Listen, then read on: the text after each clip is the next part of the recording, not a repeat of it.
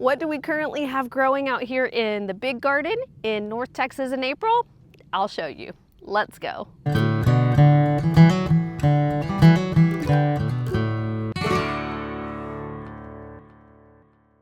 Hey friends, it's Kendall, your joyful farmer.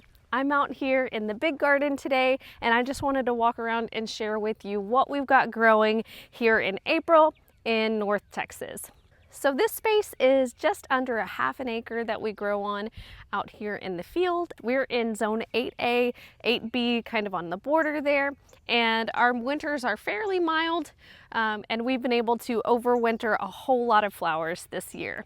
If you didn't get to see the video where I showed you our initial plantings of some overwintered flowers, you can really go back and watch that and see the growth between then and now.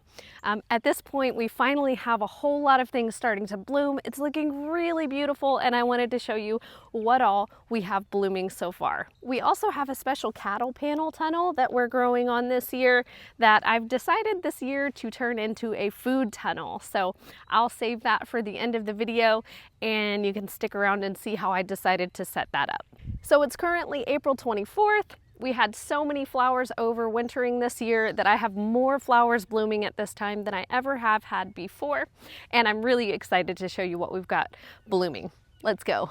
So here's what the space looks like overall. We've got a whole lot of flowers growing already. Here we have a whole row of larkspur. I decided to do some pink, white, purple and white picotee and purple larkspur.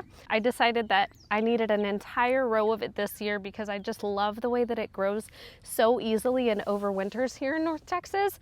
I direct sowed it back in the fall. It seems like it was early October, and the plants survived overwinter just fine. I did not cover them at all over the entire winter, and our lows reached around 10 degrees Fahrenheit this past winter, and the plants did just fine. I didn't thin them. I planted clusters of seeds every 6 inches or so, and we've got such lovely results so far. Larkspurs are a really easy one to just direct sow and grow. This next row is kind of a funny row. I had actually direct sown a whole lot of poppy. There were 3 rows of poppy seeds that I sowed back in November, and I got very spotty germination, so some of them didn't come up, and I decided late in the winter that I would go ahead and transplant some yarrow in between the poppy rows that did or didn't come up. So the yarrow is doing pretty well at this point. It's starting to bloom, but yarrow is cold hardy down to like zone 3, and then same with poppies. Poppies are very cold hardy as well. So I decided that I'd fill in the space with yarrow. And then back here, you can see we've actually got some of our very first poppy blooms, but and some yarrow that's doing really well back here as well. This is a huge hot mess of bachelor buttons and some volunteer larkspur. My larkspur volunteered from last year, and I do have some of it just in various places tucked in that I just couldn't bear to cut it down, and I just kind of let some of them go. This is one of those areas that's a little bit outrageous at this point, but these bachelor buttons are purple. I had found a bright purple bachelor button, I think from Select Seeds, but I was really looking for some that would give me a nice violet. They've been a nice standout purple for me. Back here are more poppies. These are a different variety of poppy. I think it's a frilly, kind of a white or a light pink poppy. They're just now starting to set blooms, and I'm hoping I'll see those bloom here pretty shortly. Those were direct sown a little bit earlier than the others. I want to say these were back in October. And then back here, there's more mess of bachelor buttons. We had some rain today that beat down a lot of my flowers, so I need to do some corralling of some of my flowers because I did lose some of my walkways, but that's okay. They're still beautiful. And so I've got the kind of classic blue bachelor button, and back here, I've got some mix of pink. So the pink is super pretty. I like the dark as well as the light pinks. And they just look so fluffy and majestic back here. And a few more poppies back here, really just trying some different locations to see how I could get the poppies to grow. This location is a lot shadier. There's a tree just above here, so there's a lot of shade provided to these plants back here. Just checking to see how the poppies might grow back here. This is some pink poker status that I transplanted probably 3 or 4 weeks ago. It's starting to get established and it's starting to send up some little shoots. So we'll see how that pink poker status does. And this is the glorious row of agrostemma or corn cockle. It's just so lovely at this point. The blooms are way more blooms than I could imagine doing anything with. I can't really handle them all at this point. I did use netting to help hold these guys up. I knew that they would get tall and need extra support, but they are just magical. I think corn cockle or agrostemma, you can also find it in a white color, and I think there might be a light pink as well, but it has a nice vase life. I've found that it holds up in the vase for about a week, and it's just been such a pretty addition this year, and a nice early bloomer. Then up here in front of the agrostemma or corn cockle is Bells of Ireland. I had direct sown these in October along with a lot of the other direct sown seeds. What I did with the bells this year was I did not thin them. So I have a lot of stems close together. Some of the plants that are a little bit more spaced out are a little bit taller, a little bit larger, and so the stem length is better on them. But I've still got some that are shorter, and I think that tells me that next year I would like to get the stem height on them by making sure to thin them a little bit better. But I do love Bells of Ireland. It's just such a beautiful stem. And over here on the end, I do have Love in a Mist. This one was new to me this year. It was another direct sown flower in the fall that'll make some really pretty blue star-shaped blooms here shortly. It looks like it's just getting ready to pop. This row is primarily Scabiosa. I did get some scoop Scabiosa, which is a larger Scabiosa flower. It's more of a focal flower. And this right here in the front, these plants are the pink popsicle of the scoop Scabiosa. And this is the first one of the season. And she is just so pretty. I just can't stand it. And the scoop Scabiosa isn't the only Scabiosa I'm growing this year. There are quite a few kind of coral colors, and oh, there's a nice little purple bloom already. I love Scabiosa or pincushion flower. It's just such a lovely flower. I didn't get to net these in time, so far they're holding up. But I will probably have to corral them at some point, because once Scabiosa gets to a certain height, it does become very top heavy and the branches just kind of fall out to the sides and they get a little bit unruly. I'm also growing a paper moon Scabiosa. I forget the other name. I think it's Scabiosa stellata, but it has these little stars whenever it develops the pods, so it'll bloom just like Scabiosa normally blooms, and then when it starts to set the pods to create seeds, these lovely little star shapes inside of these globes. So I'll put a picture on the screen so you can see what they look like when you grow them as pods. But these plants have been doing very well. These smaller plants are actually the transplanted ones that I had let get a little bit big in their soil blocks before I planted them out. The taller plants I actually direct sowed at the same time that I transplanted these guys. So sometimes direct sown plants tend to do better. Back here is the super tall and majestic volunteer larkspur that I just didn't have the heart to pull when it was little, and I saw that it was coming up in this row. At this point, I'm ready to harvest it and get it out of the way, because I do have some more Scabiosa that I need to make room for down here. This back here is Godetia or Clarkia, and it's starting to finally set some blooms. I'm hoping to see them bloom here pretty soon. I think they're a pink color, but I can't wait to see those blooms. I did direct sow these, and I didn't thin them either. I think the plants ended up being about 6 inches apart. Got some random chamomile. And then back here, this was a nice little experimental section as well. I have been trying different methods of starting and transplanting stock as far as timing goes. This was very late winter transplanted stock, and the plants didn't get very big. So some of my stems got about maybe 10 inches or a foot tall, but most of them stayed pretty tiny. Stock plants will bloom when the days are fairly short. So if your plants aren't very big, the stem length is going to be pretty short on most varieties. But they're back here in the shady, messy part of the garden.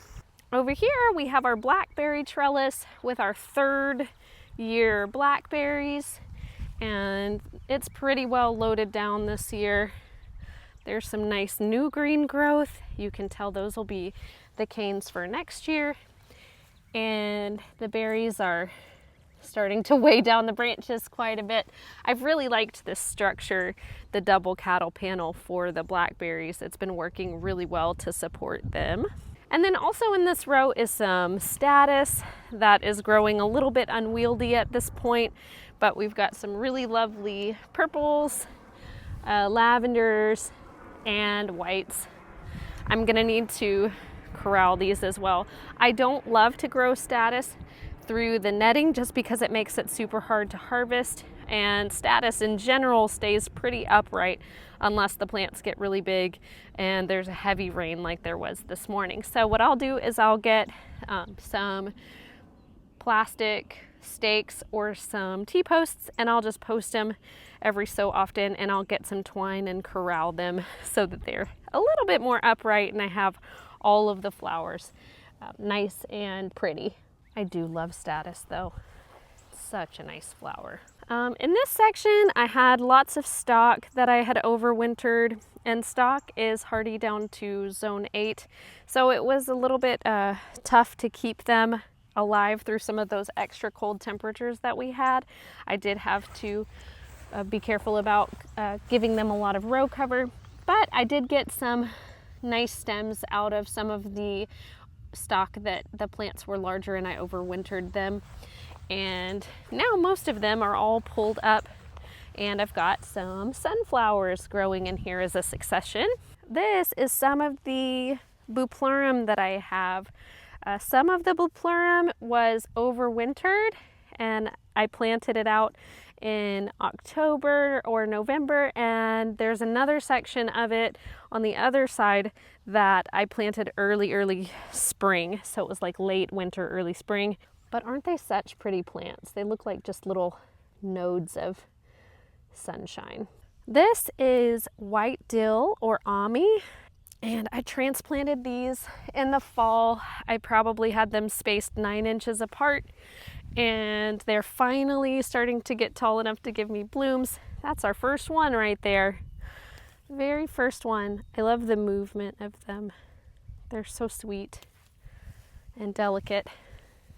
But this amount of these plants, this is a lot of plants for this space. This is Persian cress that really needs to be harvested. It's almost starting to yellow, so it's getting to the point where I really do need to pull it and put it in the cooler or use it this weekend in some arrangements. I did try to support it with some hoops, and it did fall over from the rain today, but that's okay. But it's got such nice movement and arrangements. Volunteer bachelor button that I'm not sure why I let grow there. And then here are some of the snapdragons. They've been blooming, so I've been harvesting them. I like to pinch about half of my snapdragons so that I can get some nice long thick stems on some, and on others I can get more stems out of them. I really should have netted the snapdragons, but What are you gonna do? Can't go back. Back here are some Canterbury bells at various growing stages. A sunflower that shouldn't be there. And some foxglove. I just pulled some of the foxglove yesterday, but here's one. I love the way that foxglove starts to grow its blooms. They have such a fun kind of dinosaur look to them. More larkspur that I made a bad choice to let it stay. I couldn't help it. Here's some carnations. I believe those are going to be a Pickety color carnation. I can't remember, but should be blooming here soon. This is a section that I've decided to just kind of let go and let grow this year. And I may throw out some worm-loving seeds as well in some of the blank areas, but it's full of volunteer larkspur and bachelor buttons. And some of these plants are so small and just fun to watch grow because they were so crowded as they were coming up, but I kind of love it. And in this row, I've got a few more carnations, a bachelor button that doesn't belong, and somehow I didn't pull it. We've got a few more stalk down here toward the end, again with really short stems, and some volunteer larkspur that really I'm okay with these being here at this point because this was all stalk in here, and stalk in North Texas is just really tricky to get the stem length right. So next year I think I'm going to try it in the high tunnel or covered in a tunnel to see if I can get the stems longer. Even the long stemmed varieties like this one the stems are only maybe 18 inches at most. These are the overwintered straw flower, and I haven't picked very many of them because I've just really enjoyed seeing them in a whole group. I've got some of the king-sized yellow. These take so much longer to bloom than the others and have the petals open up because they're so full of petals. Then I've got a lot of the apricot color, and I think that's all that's on this side is the apricot, but it's so pretty. I could just watch the straw flower blooms nod in the breeze all day. Here I have a couple of sweet annies. I love the way that these plants grow. They are getting a little bit taller than I recognize them being from last year. I think because they're a little bit low on light in the area where they are. They've been kind of having to reach a little bit more for the sunshine since they're between the super tall straw flower and the Ami. And then over here, toward the end, these are my Orlea. So these Orlea were direct sown in October, and these were transplants that I planted out. The seeds came from a fellow flower farmer here in my area, and so I decided to do a little experiment with the direct sown versus the transplants, and the blooms have really happened about the same time. The transplanted ones, the plants are a couple weeks older, so they do have more blooms on them than the direct sown, but both ways it seems to be going just fine. And I didn't even thin the transplants. I just didn't get to it in time to try and thin any of the direct sown ones. More lovely purple statice. More Scabiosa. I think that might be some of the blue that I decided to add at the last minute. More snapdragons. This is some Dianthus japonicus. This is my first year growing these. I love the look of these plants. And I'm really waiting for them to show signs of any sort of stalks coming up that they'll start blooming. And sunflowers everywhere that don't belong. Yep, sunflowers are a weed in my garden for sure. Though I do love them, I don't need them in every single row. These are some Sweet Williams, and I can't remember which color this is, but they are the second ones to be blooming. They're a little bit later than the super duplex mix, I think, is the one that I had down here, and they're all done blooming pretty much at this point. Still getting a couple little tiny ones here and there. Oh, there's one as well. Super pretty. Back here in this row, I've got some straw flower, more sunflowers that don't belong. Oh my goodness, those are all sunflowers that don't belong. Can't believe those are still there. And then I think this straw flower, which is a little bit younger than the overwintered ones. I think these I transplanted in early March, but there's a cranberry rose color that's super pretty that was new this year. Some more dianthus and sweet William. Oh, got some popping up. Oh, actually, I think I might have it backwards. This is the buplorum that was overwintered, and the other was transplanted in early March. And so these are pretty much the same height and bloom time as the other buplorum. It's interesting. And in here we've got more snapdragons and sunflowers that really need to be pulled. I have a real issue with nutsedge. Something interesting to know about nutsedge is if you've ever had it, you know that it's really difficult to get rid of. And the reason for that is that the roots actually develop these little nodes under the soil that are nuts. They're in the shape of a nut. Let's see if I can get one. So if you leave this little nut under the soil, it's gonna cause even more of the nutsedge to grow. Here's the nut and what it looks like. And it's always connected to one of these little roots. So if you have nutsedge, it's a lot of digging by hand for little nuts. This is the volunteer chamomile that I decided to just try and weed the best I can and leave it here. So pretty. Love chamomile this time of year.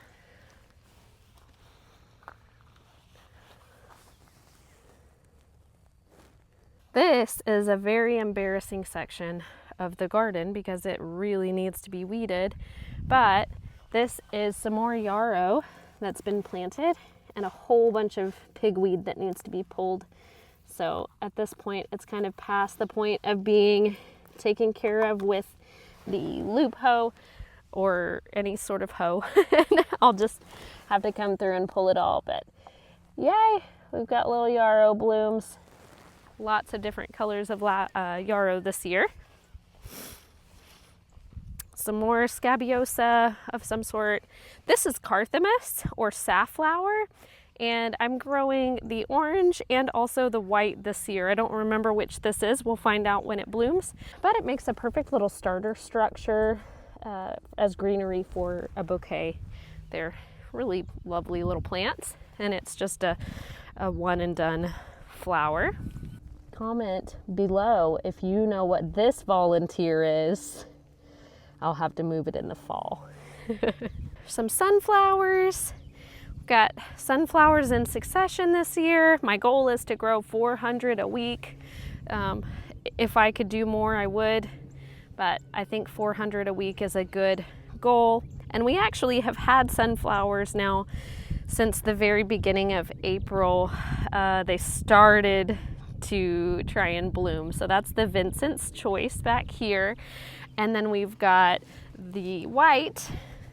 I've been trying to keep these picked just as soon as the petals start to lift off so that I don't have as much bug damage on them, because the pests really do love the white light sunflowers, the Pro-Cut White Light. And these actually survived fairly cold temperatures. I want to say down to 26 degrees. I didn't cover them at all. They just kind of adapted to the cold out there. And they may have gotten a little stressed along the way, but those are my earliest planted sunflowers. More sunflowers in succession on this row. There's a few Carthamus that I tried direct sowing, and I didn't get a great germination rate, so I just filled in the rest with sunflowers. More sunflowers here. This is a row of paper daisy. Paper daisy is sort of similar to straw flower in that it's crunchy. You can hear that papery sound. It dries really nicely and will hold on to its shape and its color as it dries. So I'm trying this year to grow some that is a little bit more raised than it was last year. The bed's a little bit more raised because last year my paper daisy did sort of get too waterlogged in our wet spring, but they're lovely little plants. Lots of branching going on. This is a whole bunch of basil and a bunch of weeds that I need to take care of. The basil has been out here a while and the plants are a lot smaller, and I think that's because it was so cold when I planted them out. The soil was cooler than 60 degrees Fahrenheit, so they've been a little stunted, most of them. They should be closer to that size, but they did not like that I put them in cooler soil. There's more sunflowers.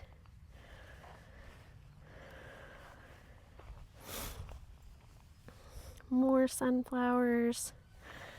This is some verbena. It's going to be really pretty out here. I have some bunny tails grass mixed in with all the weeds and some cosmos. This is the wettest part of the entire garden. All of the water kind of runs here, and it did rain today, so you can see it's pretty soggy here in this area. This is a row of cosmos and then marigolds back there.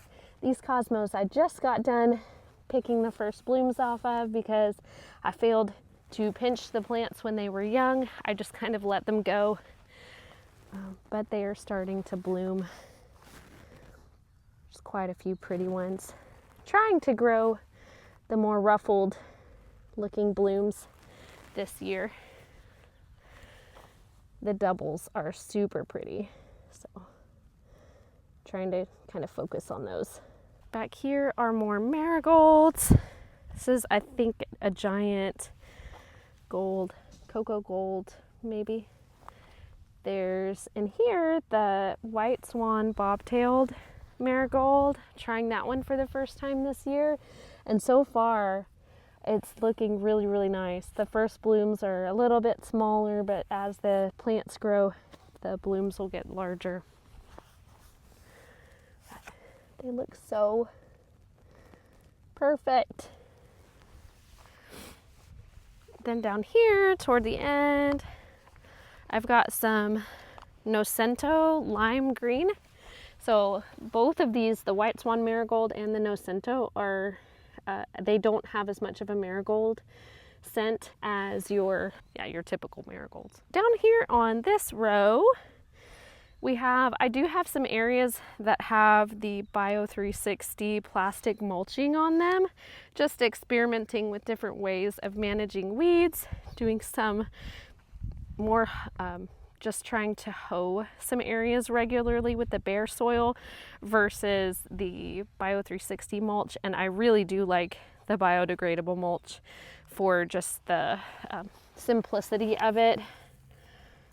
But a lot of my soil that I kind of turned over and created these raised areas, did have a pretty high weed seed bank. So lots of weed seeds, but still going just fine. This is actually Gomphrena. I don't think I said that yet, but the Gomphrena is a heat-loving, drought-tolerant flower, and I love growing it. This is a 6-inch spacing, and lots of different colors of Gomphrena this year, just because I really love to grow it. This is a planting of Lisianthus. I think it is the Rosita Pink, and this is why I have the plastic mulching here, was really for the Lisianthus, because the Lisianthus takes so long to get blooms that the weeds will really overtake them if you don't have some sort of plan to take care of them. And the spacing is so close on this Lisianthus that I decided it would be best to just go ahead and plant it in the biodegradable plastic mulch. These are more cosmos down here. And in this row, we've got a whole lot of celosia and amaranth. This is a row that I still haven't dealt with and put in. Right now it's just kind of a green walkway, which we could mow and it would be nice, but I think I'm gonna have to fill that space. I've got lots of plants growing that will need a home pretty soon. But lots of celosia, some different kinds. This is the shimmer celosia, which is a new one from Johnny's this year. The first blooms are really small, but the plants are gonna get larger and they'll branch and do all sorts of beautiful things. It really does shimmer. I don't know if you can tell, but it really does shimmer in the sunlight. It's really pretty. And oh, down here this is a variegated coxcomb celosia that I got from Baker Creek. And the little plants have the little variegation of red and the lime green color on their leaves. So they're pretty fun and starting to get some little blooms on them. So those are going to be super pretty. A few different types of amaranth back here. We've got coral fountains. I think the golden biscuits, some sort of golden one. The darker red, I'm blanking on the name right now.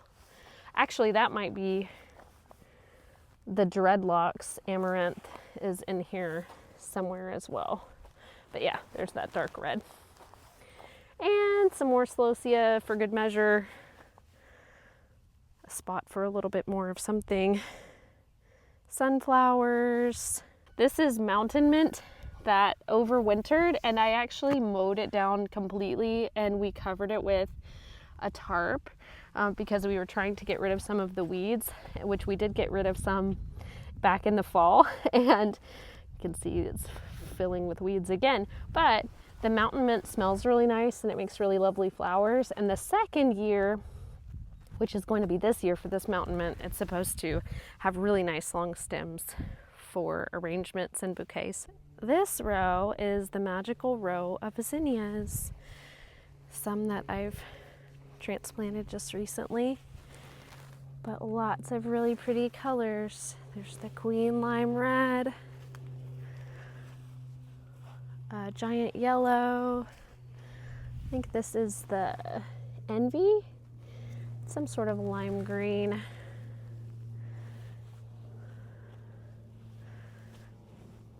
This is the carmine rose. This is probably my favorite color of zinnia. They're just so nice. Lots of pinks and corals. Some more corally reds.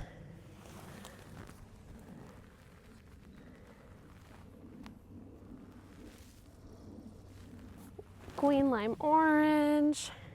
And then down here at this end, we've got the aurora and the agave zinnias from Johnny's. So if you haven't seen those yet, these zinnias I have super early for us. I started the seeds in the middle of February and transplanted them in the middle of March. And I kept them covered when nights were below 50 degrees Fahrenheit. And whenever the 10 degrees Fahrenheit rolled around, it was super cold. We actually had a super late frost on April 7th of this year. That's 2 weeks past our average last frost date. And so I double row covered them that night and they did just fine. They bounced back, and these are the earliest zinnias I've had on the farm. Super pretty though. And then down here I've got some of the queen lime blush, and I think these are the ballerina zinnias from Johnny's. But those are super pretty as well, all the pastel colors. And some white on the end. This is another row of status that was overwintered. And the plants are really big at this point. The stems are really, really tall, which is nice. I did not put any netting here, so I'm definitely going to need to corral these guys, especially after the rain we got today. I'm realizing I need to do a little bit of triage in my flower support. I'll get out here and do that, but love Status. It's such a pretty filler. And some more apricot, straw flower, and I think some orange as well. They're so pretty. You can hear the crunchy sound. Straw flower dries beautifully. I'll just hang it upside down and it holds its color perfectly. And I'm so excited to have extra straw flower this year. Straw flower is a little bit tricky to grow in North Texas, but I found that if you are willing to let it overwinter and you're willing to cover it and kind of baby it when the temperatures get cold, that it does really, really well, produces a lot of stems. This is the bright pink. I don't know if the color shows up on camera like it is in real life, but it is so bright and pretty. This is the silvery rose back here. These are the plants that I actually lost a few of when it got really cold, and I didn't cover them. It just got below freezing a couple of nights, and I did lose a few of these. So I think the silvery rose is a little bit more fragile, a little less cold hardy than some of the other colors and varieties. This is some more of that Dianthus japonicus that I'm waiting to see the stalks shoot up on. I have a feeling I'm gonna have to continue to be patient. And here's my pride and joy this year. This is some feverfew that I overwintered. Last year I overwintered some, but it was in a more wet location in the garden, and it really doesn't like wet feet. So the feverfew this year looks a whole lot better, and I'm still waiting on blooms. Come on, little guys. It should be early June, and we'll have some blooms. Down here we have Lisianthus, and again, the Lisianthus I have planted in the biodegradable plastic mulch. It's looking good.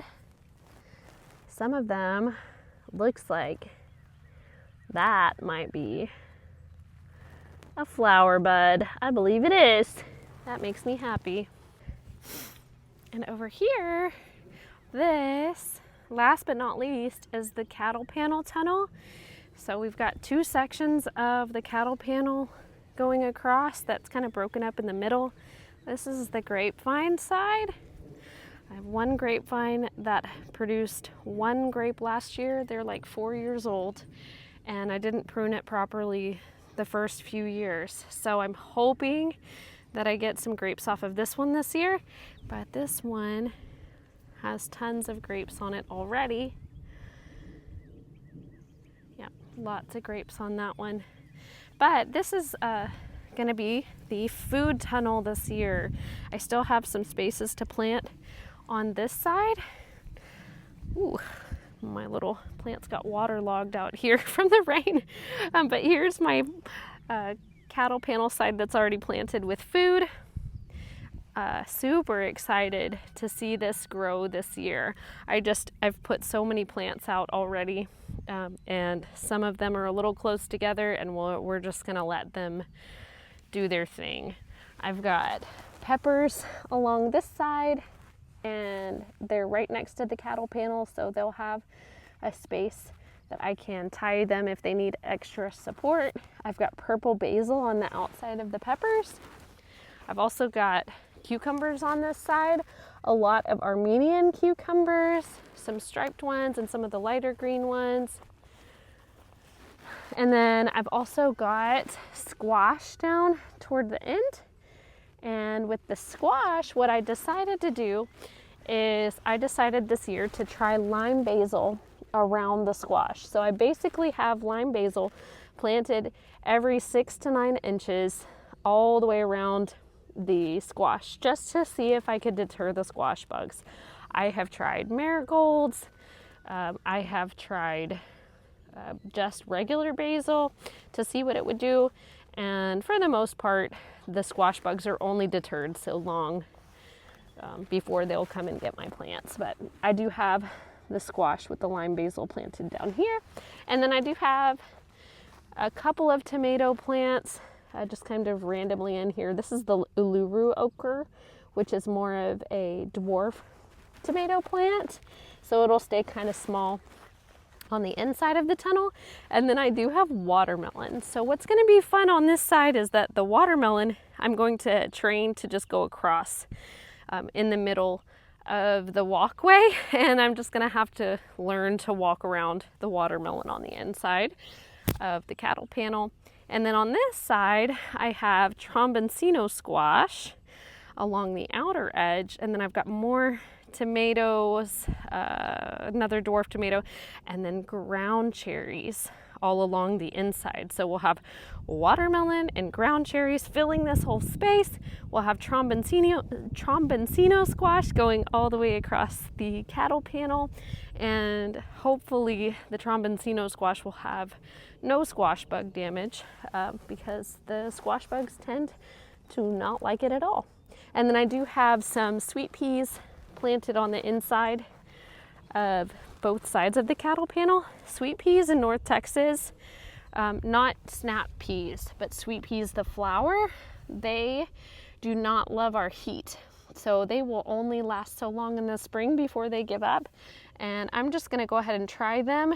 So in a location where they've got a little bit of extra shade, hopefully from the tomato plants that will be on this side. The tomato plants are going to catch up and grow pretty quickly and hopefully provide some shade to the sweet peas when it starts to get a little bit warm. But there's also more basil. I think that's blue spice basil. This is where I decided to put the blue spice basil. It smells like vanilla, and I do love lemon and lime basil as a filler in bouquets and arrangements, but blue spice basil with the vanilla scent I think is going to be really neat. So I'm going to give that one a try this year. And if it doesn't work great in arrangements, I'm going to drink it in tea. And I think it'll be great. So I think that's all I have to show you so far today. I still have about 25% of the garden that I need to prepare and plant out. But so far, I'm really excited about all the blooms we have this spring so far and what's to come. And the food tunnel, I think, is just going to be amazing this year. So what do you have growing? What are you trying this year that's new for you? Or what are you excited about this spring? Tell me in the comments below. And if you are finding value in the content, I would really appreciate if you consider liking, subscribing, or sharing it with somebody else so that we can continue to help others find joy in growing. I wish you joy, and I'll see you next time.